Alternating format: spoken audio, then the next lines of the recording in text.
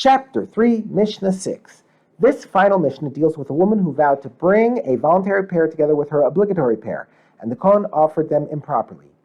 If a woman said, I hereby obligate myself to offer a voluntary pair of birds if I give birth to a boy. If she gives birth to a boy, she brings 2 pairs of birds for the Kohen to offer. 1 pair to fulfill her vow, and 1 pair to fulfill her obligation. Both birds in her vow pair are to be offered as olos. The birds in her obligatory pair are to be offered, one as a chatas and one as an olah. She gives them to the Kohen to offer for her. And the Kohen is supposed to offer 3 of the birds in these 2 pairs as olos, above the red line on the Mizbeach, and 1 below the red line on the Mizbeach. However, he did not do so, but instead he offered 2 of the birds above the red line as olos and 2 below the red line as chatas, without asking the woman what they were for. The law is that she has to bring 1 more bird, and he offers it for her above the red line as an olah. Her vow pair was supposed to have been 2 olos. Since the Kohen offered 1 of the birds that was supposed to be for her vow pair as a chatas, which did not count for anything and was simply invalid, her vow pair remained 1 olah short. She now completes her vow pair by bringing 1 more bird to be offered as an olah. That is the law where she had originally brought the Kohen both pairs from 1 species of bird, either all turtle doves or all young pigeons. But if she had originally brought the Kohen 2 pairs from 2 species, 1 pair of turtle doves and 1 pair of young pigeons, and the Kohen then offered both pairs as obligatory pairs, 1 chatas and 1 olah, but he does not remember which pair he offered first. The law is that she has to bring 2 more birds to fulfill her vow, 1 turtle dove and 1 young pigeon. The Kohen then offers them both as olos. The Mishnah now goes back to the first case, where both pairs were the same type of bird, and adds another factor to the case.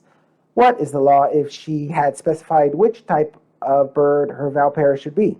That is, when she made the vow to bring a voluntary pair, should she give birth to a boy, she specified that the vow pair should be a particular type, turtle doves or young pigeons, but she does not remember which type she specified. She then brought 2 pairs of the same type to the Kohen, who offered the second pair improperly as 1 chatas and 1 olah.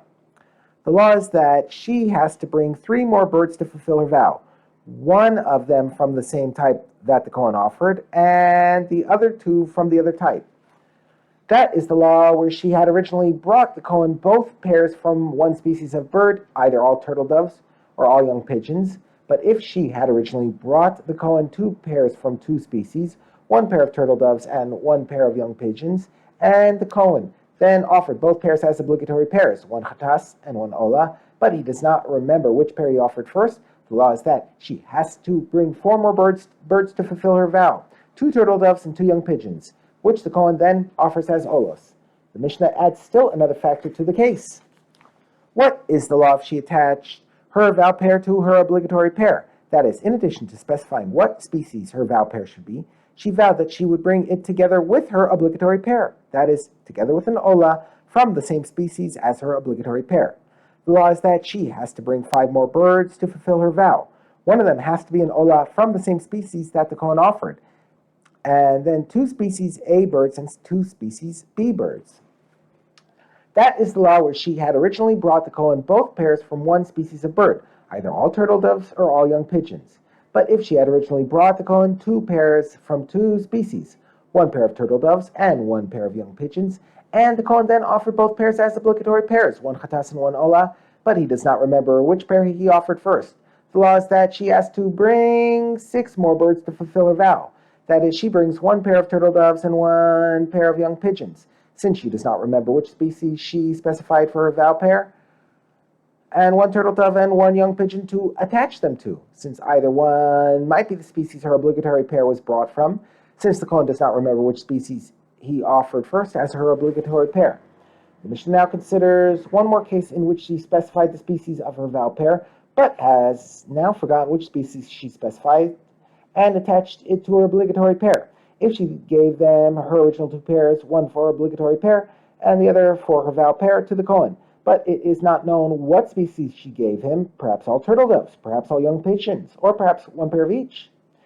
And the Kohen went and offered them, but it is not known how he offered them, whether all as chatas, below the red line, or all as olas, above the red line, or half as chatas and half as olas. What is the law? The law is that she must now bring another 4 birds for her vow offerings, all olos, 1 pair of turtle doves, and 1 pair of young pigeons, since she does not remember which species she specified for her vow, and 2 birds, 1 of each species, for her obligatory olah offering, and 1 bird chatas of either species for a total of 7 birds. Another Tana, however, holds that in order to complete her obligations in this case, the woman must also bring an 8th bird. Ben Azai says the woman now has to bring not only 1 chatas of either species, as the previous Tana said, but 2 chatas, one of each species, a turtle dove and a young pigeon. It comes out that had everything been done correctly to begin with, the woman would have had to bring only 4 birds to fulfill all her obligations, 1 obligatory pair and 1 vow pair. Now that a host of complications have set in, improper offering, forgetting what was offered or specified or attached, she has to bring an additional 7 birds according to the Tanakama, or 8 birds according to Ben Azai. The Mishnah remarks that this reminds us of a popular saying to the effect that sometimes things get much more elaborate when they go wrong. Rabbi Yeshua said, "This is what they say about a ram. When he is alive, his voice is one, only with his mouth. And when he is dead, his voice is 7. The sound of a ram are much more elaborate after he dies than when he is alive. How is his voice 7 times greater when he is dead? When he is dead, his 2 horns can be used as 2 trumpets. His 2 thigh bones can be made into 2 flutes. His skin can be made into a drum. His stomachs into sound boxes for lyres. And his intestines can be stretched into strings for harps. And some say also his wool can be made into techeles for the Kohen Gadol's robe, which had bells on the bottom to make sounds when he entered the holy and when he went out." The Masechta ends with a related teaching, showing how the wisdom of the Torah sages grows more elaborate as they age. Rabbi Shimon ben Akashia says, "Elderly Amei Haaretz, as they age, their minds become confused, as it is stated in Eov 12, chapter 12, verse 20. He removes the speech of the capable and takes away the reasoning of the elderly. But elderly Torah scholars are not that way. Rather, as they age, their minds become even more settled. As it is stated, verse 12 there, in the aged is wisdom, and in length of days understanding."